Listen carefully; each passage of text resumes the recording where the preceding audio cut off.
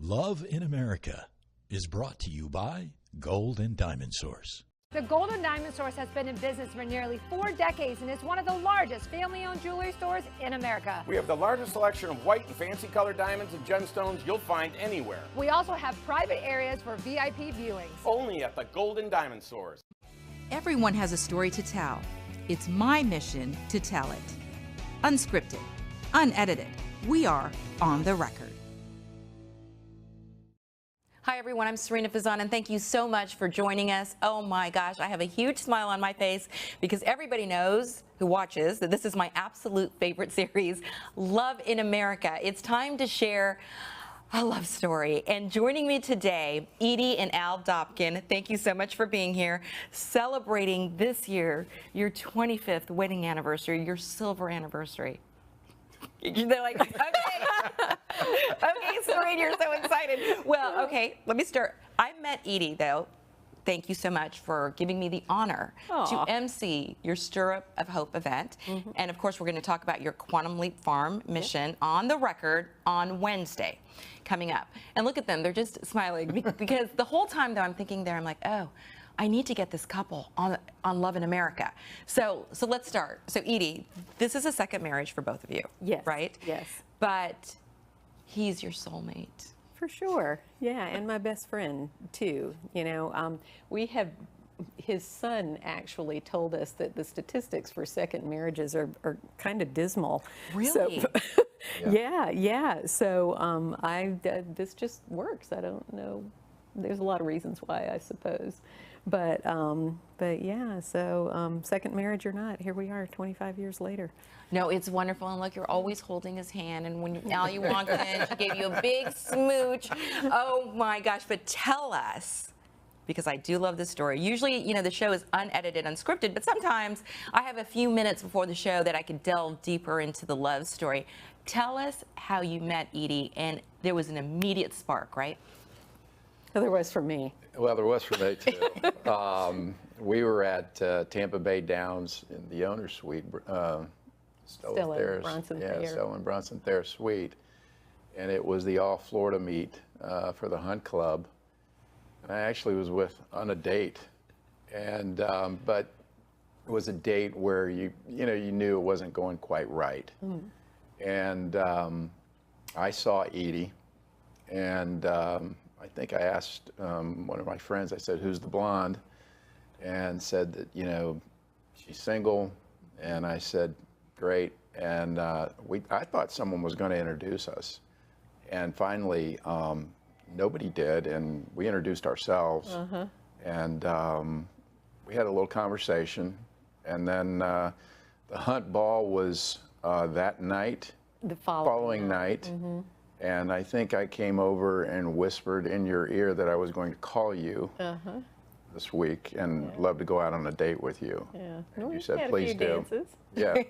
You had a few dances at the ball. Yeah. So, okay, I love the story, though, that you came in with another date because, Edie, now tell your version, like how you opened the door and everything. So, so I was there with a friend that I had played polo with before, and his name was Bill, and he was a horsey guy too, and so he had introduced me to South Creek Foxhounds, the local fox hunting club, and anyway, I had joined and Al had joined the same year, right? We were both kind of newbies to the club, and this all Florida meet is kind of a week of partying. And anyway, so this was the first event for the All Florida meet, and it was a day at the races, and Bronson and Stella Thayer are nice enough to let the Hunt Club use their owner's suite for that event. So it's very, very nice. Anyway, so I'm sitting there with Bill and his mother, and I don't really know that many people, and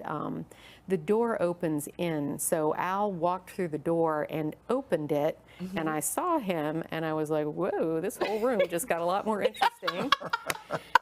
And then his date follows him in, and I was like, dang, you know, and anyway, I kept kind of looking at him, and he was looking at me, and I thought, I'm gonna have to find a way to meet this person. And you know, as I told you earlier, it was like nobody would introduce us, and I was like, son of a gun, we're just gonna have to introduce ourselves. So about the time I'm thinking that, he walks over to the table and says, hey, I'm Al Dopking. And I said, thank God. Yeah, and we chatted for a little bit, and his date went to the restroom. That's when he walked over. His date went to the restroom, and I said, so what's with the redhead? And he said, it's nothing. It's a second date. We're going to the hunt ball tomorrow. You going? And I said, well, I am now. And anyway, so we went to the hunt ball and had a little more conversation, and it's, you know, it's one of those things where everybody dances with everybody and that kind of thing, and we had a few dances and made plans for another date or two, and the first date was pretty interesting. Ooh, tell us about the first date. Well, I had a saddlebred horse. Oh, that's right, we went to the horse show. Named Grimace. And we were trying to show the horse so I could sell the horse. And it was at the Gasparilla Saddlebred Horse Show over in the fairgrounds. And I said, would you like to go to a horse show? I mean, that was like music to your ears. Yeah. And I said, also, then we'll go to Four Green Fields, which the old Four Green Fields in Tampa, afterwards. And then I think we had something going on at Derby Lane that night. We met some of your friends it was there. It was a long day. It was a day and a night, right? Yeah. So the horse show did very well. Grimace won the blue ribbon. Congratulations, right? And good omen, too. Yeah, good omen. Date's off to a great start. Yeah. And then we went to Fort Green Fields and had a ball with the guys in the hunt club. Yep. Yeah. And then we went to Derby Lane. A bunch of people. And with some people that I worked with at Smith Barney at the time. And we had a lot of fun. Yeah, sure did. Now, how long after that when you guys first met was that first date? Just a few days? A week. Maybe a week, I think it was a Friday. Yeah. It was a Friday. Yeah. Yeah, because it was a Saturday night for the hunt ball, or Friday night or Saturday night for the hunt ball. Saturday night for the hunt ball. And then it was the following Friday. Yeah. Was it love at first sight for you guys? Look at Al. It was for me. It was? It was for me. Okay, yeah. so, you know, before you answer, they say that men instinctively know. So you knew. I knew that it was almost like when she was sitting in the owner's suite at Tampa Bay Downs, it's like, man, I got to get up the guts to go over there and sit down and say something or I'll regret it. Yeah. Aw, really? Yeah. Oh, did you just learn that today? Yeah. Oh, so yes, okay. I was telling them before the show started so I love this show so much for multiple reasons, but one of it is sometimes you learn something about your partner that you didn't know, and that's 25 years later that you didn't know that. Yeah. So my intentions might have been slightly less honorable. But yes, a few dates later, I was like, well, okay, so here's what happened, right? I invited him out to my house to cook out some steaks, and my mom was a very big part of my life at that point, and to meet my mom. And Lou, her boyfriend. Anyway, so Al comes over, and at the time, I had 5 dogs. I lived out, we still live out in Odessa, but at the time, I hate to say this, but there were a lot of people who would just dump dogs out there, you know? So he swore to God there was a sign at the end of the driveway that said, "Sucker lives here." So I had like 5 dogs at the time, and so Al walks through the door, he's got dog juju, I'm just telling you. Anyway, so he walks through the door, and he immediately just sits on the floor and baby talk to all these dogs, and I'm like, this could work. He's the keeper. This could totally work. Yeah, and I sort of knew then. Really? Yeah. And then, of course, my mom liked him. And I was going to ask you that. So what was your mom's impression? Oh, my God, she loved him. She liked my calves then.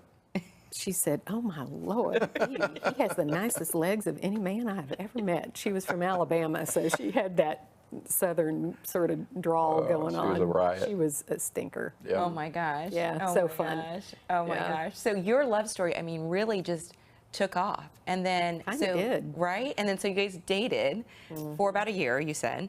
And so Al, you knew you were going to propose, right? Okay, so tell us how you guys got engaged.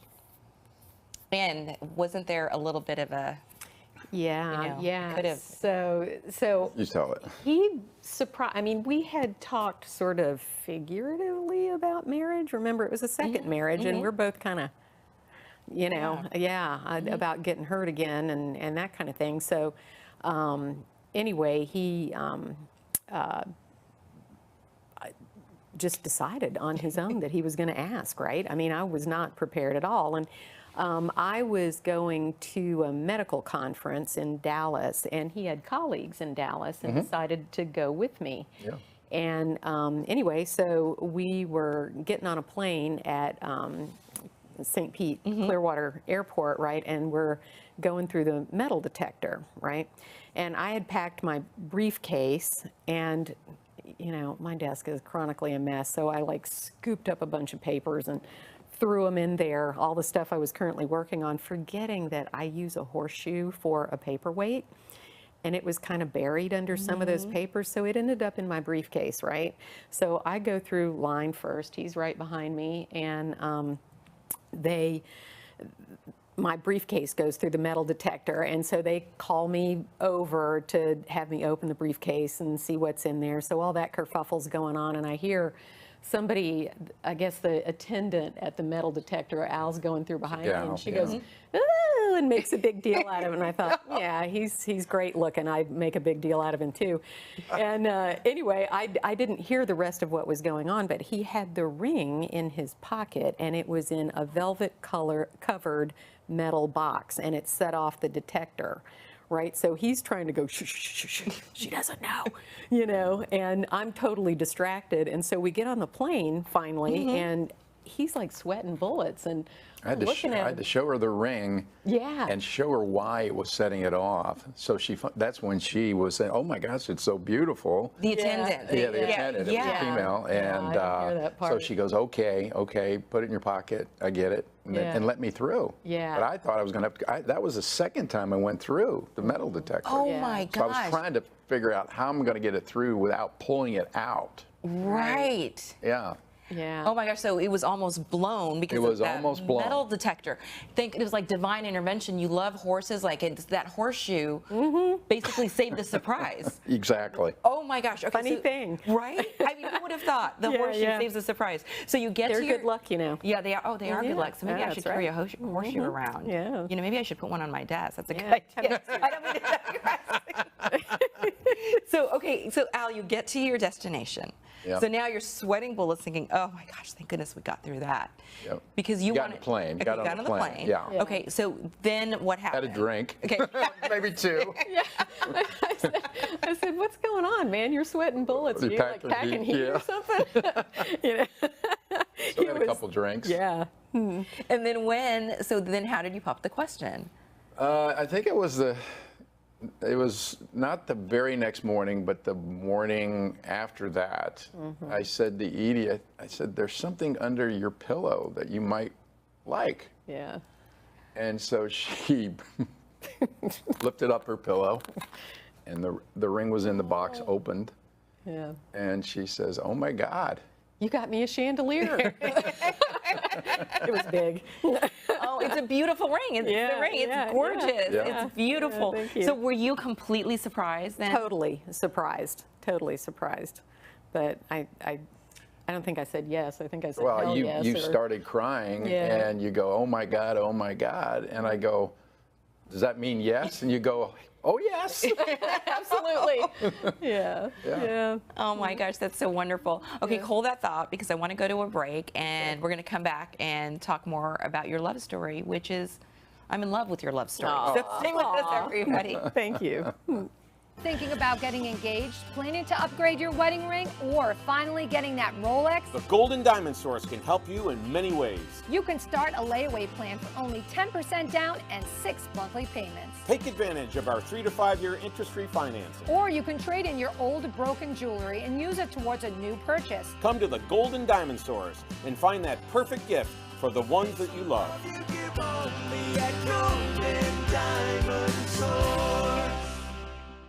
Emily is an affordable gold and diamond jewelry line. It really hits any price point between $150 to $1,000. Anyone can afford it, anyone can wear it. You can stack it just like these bracelets. But it is a really beautiful line, and it's just nice because it's just a good starter piece, you know. You don't want jewelry that's going to turn your skin green. You're going to want jewelry that can have value and last you a lifetime, and that's what Emily has to offer. Hi everyone, welcome back to Love in America. I'm here with Al and Edie Dopking. Oh my gosh, you guys are celebrating 25 years of marriage. So it's 25. You were married on January 25th, so it's your golden anniversary and your silver anniversary at the same time. So I'm like, oh my gosh, we need to have them on the show. Yeah. But you know, you both brought up something at the very beginning of the show, and you said this is a second marriage for both of you. Mm-hmm. But you were talking about the statistics for second marriages, but clearly that they were dismal. Yeah. You know, you said, but clearly for you guys, I mean, you beat the odds, wouldn't you say? Yeah. You know, I went to a fair amount of counseling after my first marriage, you know, trying to figure out what part of, you know, I hate to call it a failed marriage, but, you know, failure is part of success, right? Mm-hmm. So I wanted to figure out what parts of the failure I could own and what parts I couldn't take that were beyond my control, you know, and how not to go through that again. And I know one of the things my counselor said to me is that we tend to get in a pattern when we pick our mates, and that sometimes the patterns aren't the healthiest. And then when I met Al and I introduced him to my counselor, she said, oh, you definitely broke your pattern. So I thought that that was a really good, she did too, thought that that was a good thing. So I also feel like, I think I mentioned to you that there's no perfect relationship, mm-hmm. right? I feel like we are perfectly imperfect. Mm-hmm. I love that saying. Yeah. And that this is a conflict-tested relationship. We have been through some tough times. We lost our mothers, and I lost a brother, all within short succession. You know, business changes, and he went through the startup of Quantum, which was Quantum Leap Farm, mm-hmm. which was, it was just difficult. It was really difficult, and we were both super busy people. I mean, he has kids, and you know, his mom required quite a bit of care, as did mine at one time. I had a sister that helped a lot with that, but he's an only child, and my sister Jane helps him too, though. Half sister, yeah. But she did help some, but for the most part, she lived away from here, so correct. A lot of it was on you. So we had a lot of demands on our time, you know, that pulled us away from the relationship, and you know, we both just had to understand that, you know, that we could come back to each other, but that there are times in a marriage when, you know, sometimes just the demands on your time require you to be elsewhere. I appreciate you being so open and honest about it too, and also, you know, going to therapy and mm-hmm. talking about the benefits of therapy. And you said you brought Alan to meet your therapist. Mm-hmm. Was that when you got engaged, or even before you got engaged? It was before we got engaged. Was it? No, I thought it was after we got engaged. Okay. Yeah. And you know, Al already had children. Yeah. And you know, she discussed that with us too, and. Because you do not have biological children together. No, but your children, of course, are your children. You know, they were little. You said. How I love Al's kids. Mm-hmm. Yeah, they've been they've certainly been an enhancement to my life for sure. And you were saying, so Al, when she brought you into the therapist, mm-hmm. what were you thinking at the time? Because it's very interesting that you mentioned this, because I have a dear friend who actually, Edie, followed your same path, and they're not engaged yet, but she asked her boyfriend, she's hoping to be, fiance, to see a therapist. And he at first was like, why? We're not even married yet, and we're seeing therapy. Yeah. So what was your reaction, Al, to that? Nothing to lose and everything to gain. I saw a therapist after my first divorce, my only divorce. And, very good. Yeah, good answer. One and done. Yeah, one and done. One and definitely done. Yeah. And kind of helped straighten me out, figure out what I was looking for in life at that time. And, anytime you go through a divorce, you feel like you got the hell knocked out of you. And it's wicked. So I knew that things would be brought out that I hadn't thought of because this person was a specialist in this area. So objectively, it was good to think about things, obviously. I was very attracted, obviously, tremendously attracted. So all that's good, but you got to go through your daily life with someone, and when you get married, and things are thought of that, that can help. Absolutely. So Edie, when you mentioned that you broke your pattern, and your therapist mentioned that you broke your pattern, how do you think you did that? I mean, clearly, of course, through therapy, and clearly breaking your pattern led you to the right person. Yeah, for sure. I mean, as Al said, counseling can help you figure out what you want, not, and what's healthier, for you in a relationship. And, I think that was it really, is having a better idea of the kind of things that I wanted in a relationship. And one of the things that I really love about Al, just observing him with his mom and his kids and his friends, it became very apparent to me that his relationships are very important to him and that he prioritized that. And and that's one of the reasons that I always knew that even through bad times, that even though we were getting pulled in different directions a lot, that the relationship was still paramount to him and to me. And so that, it wasn't going to go anywhere even if we couldn't spend a lot of time together, Worth fighting for sure, because relationships are important. Yeah.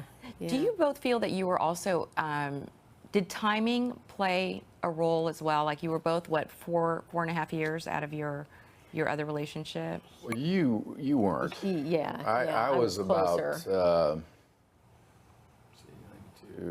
I was about that. And I think from a standpoint, I wanted children and had 3 great children. Edie recognized that, accepted it. She was more professional and wanted grandchildren, but not children. And so therefore, I think that was a good fit in terms of that, which was important for me, that I had my 3 children, have a special needs child who's the second child, and take some time. So it allowed me to do everything I needed to do with my kids, as well as the fact that I was happy and didn't really need to start another family. And so she was comfortable with that. So objectively, it was, that was one of the things that fit. Yeah. So that, this show is always unedited and unscripted, and I hope I don't ask questions that, thank you. But so Edie, because women do get that question a lot though, about having kids. So for you, it was more important for you to be a grandmother and a mother to his kids. I don't, somewhere along the line, I missed that gotta have a baby thing that a lot of women have. I don't know if it was being the youngest and not having little brothers or sisters, or exactly what that was, but I have always looked at having kids as the biggest responsibility that anyone could ever take on, right? Raising another human being. And I have to say, it intimidates me, and I have never felt ready for that. But I just loved Al, and I loved his kids. They are just great human beings. So it was easy, and you know, one of the things that my counselor had told me too is that, look, you really don't want to be their mother. They have a perfectly good one. She lives 20 minutes from you. And so I remember right after we got married, I had this conversation with Nathan where he started calling me mom, and I said, hey, Nate, you know what, let's talk about this. You can call me Edie, let's be friends, but I said, you know what, I don't ever want to diminish your mom's role in your life. She carried you for 9 months. She birthed you. She wiped your butt when you were a little kid. And I've not done that, right? I don't think I've earned that position. And that, you know, I know a lot of mothers, a lot of second marriages where people do jump in and they do become that child's mother. And a lot of times it's totally necessary. But in our case, it wasn't. And, you know, the families get along with each other too, you know. I mean, Terry has never been anything but wonderful to me, and I never wanted to be that wedge between Al and his kids. I mean, that is not a good thing to be. So we were always just very friendly. I mean, it's our tradition now that every Thanksgiving and every Christmas, the whole family is together. We're all together. You know, Yeah, in-laws, outlaws, exes, you know. No, and that's wonderful, and that's what love should be about. Yeah, right? yeah. Absolutely. Yeah. So you guys have given us such great advice, honestly, throughout the show. But what else would you offer? Why do you think, Al, your relationship works? Well, I think Edie's got a really good sense of humor. So do you. And I think, you know, I think we both have each other's back. We know it. You know, there are times where we're asking for each other's patience, and we do the best we can. We generally have a soft heart in terms of each other. So I think, you know, it's a cocktail. You know, it's just not any one thing. You know, you go through life and you get beat up, you get picked up, you celebrate your, you know, each other's accomplishments, and you have fun, you know, encouraging the other person, and you listen. I think that's important, obviously. So again, you know, it's taken one day at a time and not taking it for granted. I mean, that's kind of a short story version, but there's more to it than that. I mean, and Edie, you would agree, or what are your thoughts as we wrap up the show? And you know, I want to say that I think that hold on loosely advice is good. Al has been very good, and I try to be very good about that. We take vacations together. We take vacations separately. I'm about to go on a little Montana trip with a bunch of girlfriends. So it's important to have, you know, yours, mine, and ours time with each other. And as he said, that sense of humor is essential. You both are wonderful, and you've made me laugh throughout the show. You're a beautiful couple. And guys, see proof that there is true love and second chances, and the second chance could even be better than the first chance, right? Yep, second, third, and chances in the double digits. You never know. Oh my gosh. Al and Edie Dopking, thank you so much for joining us for this episode for Love in America. If you guys have a couple that you would like to recommend for the show, please reach out to us. We do love sharing love stories, and we're getting a lot of recommendations. Also, you can find me on multiple social media platforms, as well as on Roku right now. Thanks again so much, and we thank the Golden Diamond Source, of course, for sponsoring this wonderful show about love. Thank you. Thank you.